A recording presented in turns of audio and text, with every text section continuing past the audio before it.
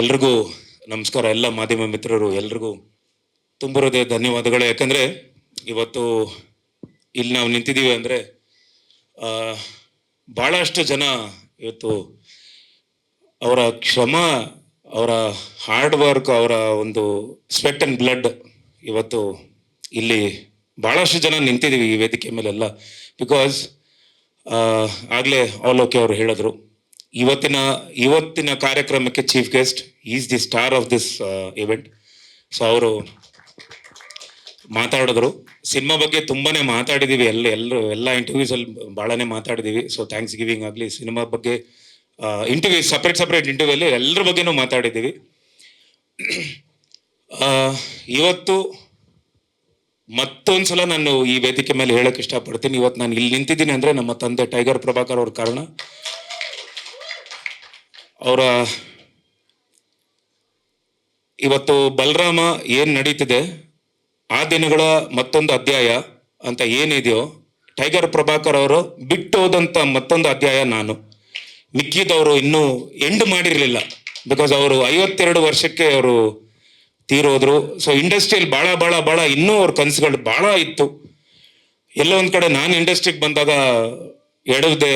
ಆಮೇಲೆ ಮೊನ್ನೆ ಇಂಟರ್ವ್ಯೂಲ್ಲಿ ಕೇಳಿದ್ರು, ಐ ಥಿಂಕ್ ಯಾರೋ ಕೇಳಿದ್ರಿ, ನಿಮ್ಗೆ ಏನು ಹೆಸರು ಕೊಟ್ಕೊತೀರಾ ನೀವು ಅಂತ. ದಾರಿ ತಪ್ಪಿದ ಮಗ ಅಂತ ನಾನು ಹೇಳಿದ್ದೆ. ಬಿಕಾಸ್ ಸ್ಟಾರ್ಟಿಂಗಲ್ಲಿ ಆ ಒಂದು ನಮ್ಮ ತಂದೆಯವರು ಏನು ಬೆಳೆದಿದ್ರು ಎಲ್ಲ ಒಂದು ಕಡೆ ನಾನು ಎಡವಿ ಬಿಟ್ಟಿದ್ದೆ.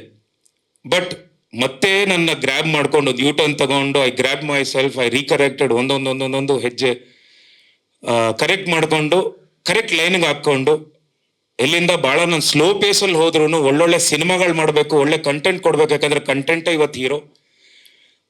ಅದಕ್ಕೆ ಸಪೋರ್ಟ್ ಮಾಡೋದಂತ ನಿರ್ಮಾಪಕರಾಗಲಿ, ಪದ್ಮಾವತಿ ಅಮ್ಮವರಾಗಲಿ, ಶ್ರೇಯಸ್ ಅವರಾಗಲಿ. ಸೊ ಇವತ್ತು ಒಂದು ಒಳ್ಳೆ ಸಿನಿಮಾ ಬಲರಾಮನ ದಿನಗಳು. ಆ್ಯಂಡ್ ಮತ್ತೊಮ್ಮೆ ಹೇಳ್ತೀನಿ, ನಾನು ಟೈಗರ್ ಪ್ರಭಾಕರ್ ಅವರ ಬಿಟ್ಟು ಹೋದಂಥ ಮತ್ತೊಂದು ಅಧ್ಯಾಯ. ಸೊ ಅಲ್ಲಿಂದ ನಾನು ಕಂಟಿನ್ಯೂ ಮಾಡ್ತಾ ಇದ್ದೀನಿ. ಕೆಲವು ಸಿನಿಮಾಗಳು ನಮ್ಮ ತಂದೆಯವ್ರು ಮಾಡಬೇಕಾಗಿತ್ತು, ಅದು ಅವರ ಕನಸು ನನಗೆ ಗೊತ್ತಿತ್ತು. ಬಟ್ ಎಲ್ಲೋ ಒಂದು ಕಡೆ ಅದು ಬಲರಾಮನ ದಿನಗಳು ಆಗಿರಬಹುದು. ಆ್ಯಂಡ್ ನಾನು ಪ್ರತಿ ಸಲನೂ ಅವಾರ್ಡ್ಗಳು ತಗೊಂಡಾಗ, ನ್ಯೂಸ್ 18 ಆಗಲಿ ಆ್ಯಂಡ್ ಚಿತ್ತಾರ ಬೆಸ್ಟ್ ಆ್ಯಕ್ಟರ್ ಕ್ರಿಟಿಕ್ಸ್ ಅವಾರ್ಡ್ ತಗೊಂಡಾಗ ವೇದಿಕೆ ಮೇಲೆ ನಾನು ಹೇಳೋದೆ, I dedicate this award to my father. Because ಇದೇ ವೇದಿಕೆ ಮೇಲೂ ಹೇಳಿದ್ದೀನಿ, ಅವಾರ್ಡ್ಗಳು ಅವರು ಅಷ್ಟು ಸಿನಿಮಾಗಳು ಮಾಡ್ಕೊಂಬಂದ್ರು ಅವ್ರಿಗೆ ಅವಾರ್ಡ್ಗಳು ಸಿಗ್ತಾ ಇರಲಿಲ್ಲ ಅಂತ ಒಂದು ಕೊರತೆ ಇತ್ತು. ಬಟ್ ನಾನು ಪ್ರತಿ ಅವಾರ್ಡ್ ಏನೇ ತಗೊಂಡ್ರು, ಬೀಟ್ ಫ್ರಮ್ ಮಹಾದೇವ, ಬಲರಾಮ ಆಗಲಿ, ಇನ್ನು ಮುಂದೆ ಎಲ್ಲನೂ ಅವ್ರಿಗೆ ನಾನು ಅದು ಡೆಡಿಕೇಟ್ ಮಾಡ್ತೀನಿ. And thank you to your whole team, ಅವಲೋಕೆ ಅವರ ಹೋಲ್ ಟೀಮ್. ಯಾಕಂದರೆ ಸುಮಾರು ಜನ ನಿಮ್ಮಿಂದ, ಬಟ್ 5 ಜನ ಇದ್ದಾರೆ ಇಲ್ಲಿ. ಬಟ್ ನನಗೆ ಗೊತ್ತು ಆ ಟೆಕ್ನಿಕಲ್ ವರ್ಕ್ ಭಾಳಷ್ಟು ಜನ ಇದ್ರ ಹಿಂದೆ ಇರ್ತಾರೆ. ರೈಟ್ ಫ್ರಮ್ ಲೈಟಿಂಗಿಂದ ಹಿಡಿದು ಆ್ಯಂಡ್ ಫ್ರೇಮ್ ಮಾಡೋದ್ರಿಂದ ಹಿಡಿದು, ಲೈಟ್ ಮ್ಯಾನಿಂದ ಹಿಡಿದು, ಸೆಟ್ ಹುಡುಗರಿಂದ ಹಿಡಿದು. ಸೊ ಭಾಳಷ್ಟು ಜನರ ಶ್ರಮ ಕಾಣಿಸ್ತಾ ಇದೆ. ನಾನು ಈ ಸಾಂಗ್ನ ನೋಡಿದ್ದೆ, ನಮ್ಮ ಶ್ರೇಯಸ್ ಅವರಾಗಲಿ ಆ್ಯಂಡ್ ಚೈತನ್ಯ ಸರ್ ಅವರಾಗಲಿ ತೋರಿಸಿದ್ರು. ಇಷ್ಟು ಫುಲ್ ಫಿನಿಶ್ ಆದಮೇಲೆ ನಾನು ಇವತ್ತೇ ಫಸ್ಟ್ ನೋಡ್ತಿರೋದು. ಭಾಳ ಚೆನ್ನಾಗಿ ಸೌಂಡ್ ಆಗ್ತಿದೆ, ತುಂಬ ಚೆನ್ನಾಗಿ ಕೇಳಿಸ್ತಾ ಇದೆ. ಆ್ಯಂಡ್ ಅಫ್ಕೋರ್ಸ್ ಇದು 100% ಡಿಸ್ಕೋಟೆಕ್ಕಿಂದ ಹಿಡಿದು ನಮ್ಮ ಕಾರ್ಗಳಲ್ಲೆಲ್ಲ ಬರೀ ಇದೇ ಬೀಟ್ಗಳಲ್ಲೆಲ್ಲ ಅದು ಹಿಂಗೇ ಓಡಾಡ್ತಿರ್ತೀವಿ. ಅಫ್ಕೋರ್ಸ್ ಈಗ ನಮ್ಮ ಪಠಾನ್ ಭಾಯ್ ಅವರು ಭಾಳ ಚೆನ್ನಾಗಿ ಎಂಟರ್ಟೈನ್ ಮಾಡಿದ್ರು. ಯಾಕಂದರೆ ನಿನ್ನೆಯಿಂದ ಹ್ಯಾಂಗ್ ಓವರಲ್ಲೇ ಅವರು ಇನ್ನೂ ಅದರಿಂದ ಆಚೆ ಬರಲಿಲ್ಲ. ನಿನ್ನೆ ಬೈಕ್ ರೈಡ್ಗೆಲ್ಲ ಹೋಗಿದ್ವಿ. ಅಲ್ಲಿಂದ ಇಲ್ಲೇ ಏರಿಯಾಗೆ ಹೋಗಿದ್ರ ಪಠಾನ್ ಭಾಯ್? ಅಲ್ಲ, ಗೊತ್ತಾಯ್ತು, ಅದಕ್ಕೇನೆ ಕೇಳಿದ್ದು ಹ್ಯಾಂಗ್ ಓವರ್ ಇಳ್ದಿಲ್ಲ ಇನ್ನು ಅಂತ. ಆ್ಯಂಡ್ ಅಫ್ಕೋರ್ಸ್ ಎಲ್ಲ ನನ್ನ ಸ್ನೇಹಿತರು ಆ್ಯಂಡ್ ಇಡೀ ತಂಡ, ವಿನಯ್ ಅವರಾಗಲಿ, ರಜತ್ ಅವರಾಗಲಿ ಆ್ಯಂಡ್ ಆಲ್ ಓಕೆ, ನಮ್ಮ ಆ್ಯಂಡ್ ರಾಜೇಂದ್ರ, ಸೀನಾ, ಪಠಾನ್ ಆ್ಯಂಡ್ ನಮ್ಮ Simon, Ashwin sir and Prathap Vishwanath ಅವರು ಆ್ಯಂಡ್ ಅಫ್ಕೋರ್ಸ್ ತುಂಬ ಜನ ಆರ್ಟಿಸ್ಟು ಇದ್ದಾರೆ. ಈ ಒಂದು ಸಾಂಗು ಇವತ್ತು ಲಾಂಚ್ ಮಾಡಿದ್ದು, ಇವತ್ತು ಇದಾಚೆ ಬಂದಿರೋದು. ಈ ಸಾಂಗ್ ಇವತ್ತಿಂದ ಈಗೇನು ಬಂದಿದೆ ಗೊತ್ತಾ, ಒಂದಿಷ್ಟು ಸಾಂಗ್ ನಮ್ಮದು ಶುರು ಆಗಲಿ, ಟಾಟಾ ಆಗಲಿ, ಅದಾದಮೇಲೆ ಐಟಮ್ ಸಾಂಗ್ ಆಗಲಿ, ಅದು ಒಂದು ಕಡೆ ಆದರೆ ಈ ಸಾಂಗ್ ಇನ್ನೊಂದು ಕಡೆ ಖಂಡಿತ ನಿಂತ್ಕೊಳ್ಳುತ್ತೆ. ಈ song this will do a big sound for the cinema. Actually ಬಲರಾಮನ್ಗೆ ಮತ್ತಷ್ಟು ಬಲ ಕೊಡೋಂಥ ಸಾಂಗ್ ಇದು 100%. ಕಿರಣ್, ಶಿವು ಎಲ್ಲಿದ್ದೀರ? Thank you so much. And ನಮ್ಮ director sir of course is in ಇದು ಅಟ್ಮಾಸ್ ಮಾಡ್ತಿದ್ದಾರೆ. ಯು ಟೋಲ್ಡ್ ಡಿ ಐ ಬಾಂಬೆಲಿ ನಡೀತಿದೆ, ಅಟ್ಮಾಸ್ ನಡೀತಿದೆ, SFX ಅಟ್ಮಾಸ್ ನಡೀತಿದೆ. ಸೊ ಹಾಗಾಗಿ ಅವರು ಬರೋಕ್ಕಾಗಿರಲಿಲ್ಲ. I thank the whole team. And of course ಪ್ರತಿಯೊಂದು ವೇದಿಕೆ ಮೇಲೆ ಹೇಳ್ತಿರ್ತೀನಿ, ಬಟ್ ಅಷ್ಟೊಂದು ಹೇಳಿರಲಿಲ್ಲ. And I thank this young boy Shreyas. ಒಂದು ನಿಮಿಷ ನಿಂತ್ಕೊಳ್ಳಿ ಶ್ರೇಯಸ್. ಇವತ್ತು ಈ ಥರದೊಂದು ಸಾಂಗ್ಸ್ ಆಗಲಿ ಇವೆಲ್ಲ ಈ ಜೆನ್ಸಿ ಕಿಡ್ಸ್ ಅವ್ರಿಗೆ ಮಾತ್ರ ಅದು ಆಗತ್ತೆ. ಬಲರಾಮದಲ್ಲಿ ಯಾಕಂದ್ರೆ ಆ ದಿನಗಳಲ್ಲಿ ಈ ಥರದ್ದು ಸಾಂಗ್ಗಳಿರಲಿಲ್ಲ, ಬಟ್ ಬಲರಾಮದಲ್ಲಿ ಈ ಥರದ್ದು ಬೇಕು ಅಂತ ಭಾಳಷ್ಟು ಇನ್ಸಿಸ್ಟ್ ಮಾಡಿ ನನಗೆ ಇದು ಬೇಕು ಅಂತ ಕೇಳಿದ್ದ ವ್ಯಕ್ತಿ. ಬಿಕಾಸ್ ಈ ಥರದ್ದು ಒಂದು ಸಾಂಗ್ ಬಂದಿರೋದಕ್ಕೆ ಶ್ರೇಯಸ್ಸೇ ಕಾರಣ ಅಂತ ನಾನು ಹೇಳ್ತೀನಿ. And thank you so much all. Okay, it's been wonderful journey. ನಾವು ತುಂಬ ಟ್ರಾವೆಲ್ ಮಾಡಿದ್ದೀವಿ, ಎಲ್ಲೂ ಕೆಲಸ ಮಾಡೋಕ್ಕಾಗಿರಲಿಲ್ಲ. ಎಷ್ಟೋ ಇಂಟರ್ವ್ಯೂಸ್ ಆಗಲಿ, ಎಷ್ಟೋ ಸ್ಟೇಜ್ ಮೇಲೆ ನಾವು we have met. Is a wonderful talent. ನಮ್ಮ ಕನ್ನಡದ ಹುಡುಗ, ಅಪ್ಪಟ ಕನ್ನಡದ ಹುಡುಗ, ನಮ್ಮ ಒಂದು ಮಣ್ಣಿನ ಒಂದು ಏನು ಇಲ್ಲಿ ಹುಟ್ಟಿ ಬೆಳೆದು, ಬಟ್ ನಿಮ್ಮ ಹೆಸರು ಖಂಡಿತ ಇಂಟರ್ನ್ಯಾಷನಲ್ ಲೆವೆಲಲ್ಲಿ ಓಡ್ತಾ ಇದೆ ಅಂತ ನನಗೆ ಗೊತ್ತು. And everybody recognise you so much. And I am literally proud. I am so thankful that all okay has worked for our cinema. Thank you so much ಪಾ. Thank you, love you too. And ಎಲ್ಲ ಮಾಧ್ಯಮ ಮಿತ್ರರು ಎಲ್ರಿಗೂ ಹೃತ್ಪೂರ್ವಕ ಧನ್ಯವಾದಗಳು. ಮರಿಬೇಡಿ, ಇದೇ June 26ಕ್ಕೆ ನಮ್ಮ ಸಿನಿಮಾ ಬಲರಾಮನ ದಿನಗಳು ನಿಮ್ಮ ಮುಂದೆ, ನಿಮ್ಮ ಮಡಲಿಗೆ ಅದನ್ನು ಹಾಕ್ತಿದ್ದೀವಿ. ಆವತ್ತಿಂದ ಇವತ್ತಿನವರೆಗೂ ನಮ್ಮನ್ನು ಬೆಳೆಸ್ಕೊಂಡು ತಿದ್ದಿ ಬುದ್ಧಿ ಹೇಳಿ ಕರ್ಕೊಂಡ್ಬಂದಿದ್ದೀರಾ. ಸೊ ಹೋದ ವರ್ಷ ಖಂಡಿತ ಮಾದೇವ ಅದೇ ಜೂನ್ 6ಕ್ಕೆ, ಬಟ್ ಇಲ್ಲಿ 26/6/26 ಅಗೇನ್ ಲೆಕ್ಕ ಹಾಕಿದ್ರೆ ಮತ್ತೆ 6 ಬರ್ತಿದೆ. ನಮ್ಮ KVN ಸಂಸ್ಥೆಯವರು Supreeth sir and Venkat sir ಅವ್ರಿಗೂ ಹೃತ್ಪೂರ್ವಕ ಧನ್ಯವಾದಗಳು. ಶ್ರೇಯಸ್ ಆ್ಯಂಡ್ ಪದ್ಮಾವತಿ ಅಮ್ಮ ಅವರು ಆ್ಯಂಡ್ ನಮ್ಮ ತೇಜು ಆ್ಯಂಡ್ ಇಡೀ ತಂಡ ಎಲ್ರಿಗೂ ನಗಣ ಥ್ಯಾಂಕ್ ಯು ಸೋ ಮಚ್. ಎಲ್ರಿಗೂ ಹೃತ್ಪೂರ್ವಕ ಧನ್ಯವಾದಗಳು. ಮರಿಬೇಡಿ, ಜೂನ್ 26ನೇ ತಾರೀಕು ಬಲರಾಮನ ದಿನಗಳು ನಿಮ್ಮ ಮುಂದೆ ಬರ್ತಿದೆ.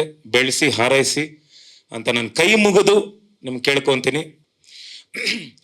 ಸರ್, ಪ್ರಮೋಷನ್ ಹೋಗಿದ್ದ ಕಡೆ ಈಗ ನೆನ್ನೆ ನಮ್ಮವರು ನನ್ನ ಹಿಂದೆ ಬರ್ತಿದ್ರು ಚಾಮುಂಡಿ ಬೆಟ್ಟದಿಂದ. ನಾನು ಬಂದೆ, ಹೊರಗಡೆ ಬಂದೆ ಎಲ್ಲ. ಬಿಕಾಸ್ ಮಾದೇವ ಬಿಫೋರು ಭಾಳಷ್ಟು ಜನ ಹುಡುಗರು ಬರೋರು ಫೋಟೋಸ್ಗೆ. ಮಾದೇವ ಆದಮೇಲೆ ಹೆಣ್ಮಕ್ಳು, ತಾಯಂದರು ಭಾಳ ಜನ ಫೋಟೋಸ್ಗೆ ಅಂತ ನಿಂತ್ಕೊಂಡು ಫೋಟೋಸ್ ತಗೊಂಡು, ನಮ್ಮ ಹುಡುಗರು ಯಾರು ಬಂದ್ರು ಹಿಂದೆ ಬಂದಿದ್ರೆ ಯಾರೋ ಒಬ್ರು ಹೇಳಿದ್ರಂತೆ, ಈ ಮಾದೇವ ಅಲ್ಲಿ ಏನ್ರಿ ರಾಕ್ಷಸನ್ ಥರ ಆ್ಯಕ್ಟ್ ಮಾಡಿದ್ದಾನೆ ಇವನು ಅಂತ. ಸೊ ಅದು ನನಗೆ ಅದೊಂದು ದೊಡ್ಡ ಶ್ರೀರಕ್ಷೆ.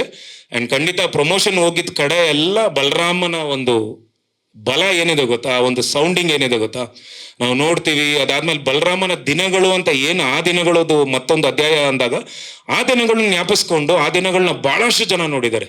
ಸೊ ಅದನ್ನು ಜ್ಞಾಪಿಸ್ಕೊಂಡು ಅದಕ್ಕೆ ನಮಗೆ ಭಾಳಷ್ಟು ಒಂದು ಒಳ್ಳೆ ಪ್ರತಿಕ್ರಿಯೆ ಸಿಗ್ತಿದೆ. And people are waiting for 26th ಈ ಸಿನಿಮಾ ನೋಡಬೇಕು ಅಂತ. ಯಾಕಂದ್ರೆ ಮಾದೇವ ನಾನು ಬಂದಾಗ ಭಾಳಷ್ಟು ನಾನು ಅದನ್ನೇ ಹೇಳ್ತಿಲ್ವಾ, ಪ್ರಚಾರ ಕೊರತೆ ಆ್ಯಂಡ್ ಸಮಸ್ಯೆಗಳಿತ್ತು.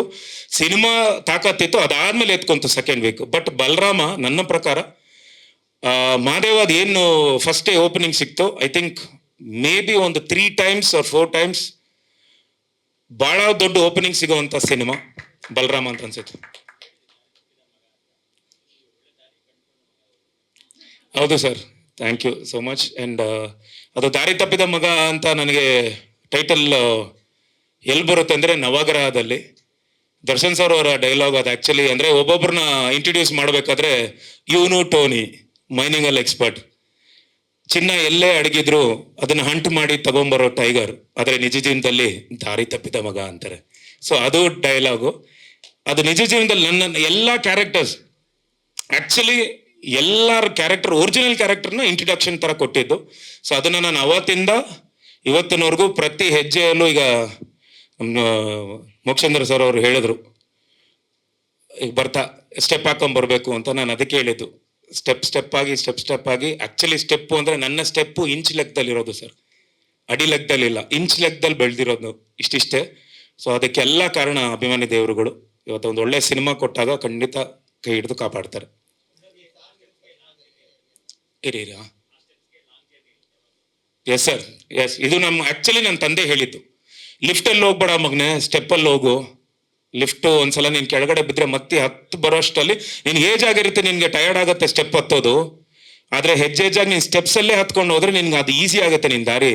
ನೀನು ಕಂಡ್ರು ನೀನು ಕಷ್ಟ ಬಿದ್ದು ನೀನು ಹತ್ತು ಬಂದಿರೋ ಸ್ಟೆಪ್ಸು ನೀನು ಮತ್ತೆ ತುಂಬ ಈಸಿ ಆಗುತ್ತೆ ಅಂತ ಹೇಳಿದರು. ಅದೇ ಹಂಗೆ ಆಗಿತ್ತು. Yes sir.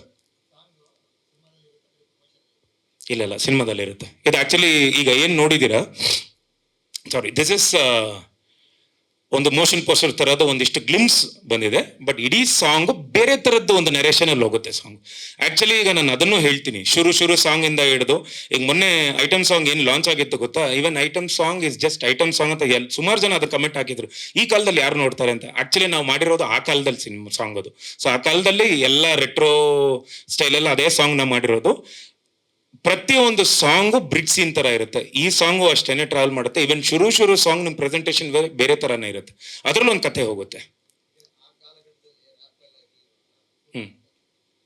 ಖಂಡಿತ ಸರ್. ರ್ಯಾಪ್ ಆ ಕಾಲದಲ್ಲಿ ಇರಲಿಲ್ಲ ಅಂತಲ್ಲ, ಇತ್ತು, ಬೇರೆ ಥರದ ಸ್ಟೈಲಲ್ಲಿ ಇತ್ತು. ಬಟ್ ನಮಗೆ ಆ್ಯಕ್ಚುಲಿ ರ್ಯಾಪ್ ಈಗ ರ್ಯಾಪ್ ಆ್ಯಕ್ಚುಲಿ ಬಂದು ನಮಗೆ ಜಾನಪದ ಸಾಂಗು ಅಲ್ಲಿಂದನೇ ಒಂದಿಷ್ಟೆಲ್ಲ ಉಟ್ಕೊಂಡಿರೋದು. ಸೊ ಅದು ಆ ಸ್ಟೈಲಲ್ಲಿತ್ತು.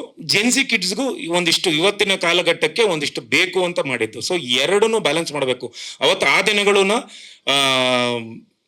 ಆನ್ ಸ್ಟೆರಾಯ್ಡ್ಸ್ ಅಂತ ನಮ್ಮ ಡೈರೆಕ್ಟರ್ ಸರ್ ಹೇಳ್ತಾರೆ. ಬಟ್ ಇವತ್ತು ಸಿನಿಮಾ ನೋಡಬೇಕು ಅಂದ್ರೆ ನಾವು ಆವತ್ತಿನ ಜನರಿಗೂ ಇವತ್ತಿನ ಜನ್ರೇಷನ್ಗೂ ಎರಡೂ ಮ್ಯಾಚ್ ಮಾಡಿ ಇಬ್ಬರನ್ನು ನಾವು ಬ್ಯಾಲೆನ್ಸ್ ಮಾಡೋಕ್ಕೇನೆ ಈ ಸಾಂಗ್. ಜೈ ಕರ್ನಾಟಕ. ಧನ್ಯವಾದಗಳು. Thank you so much sir.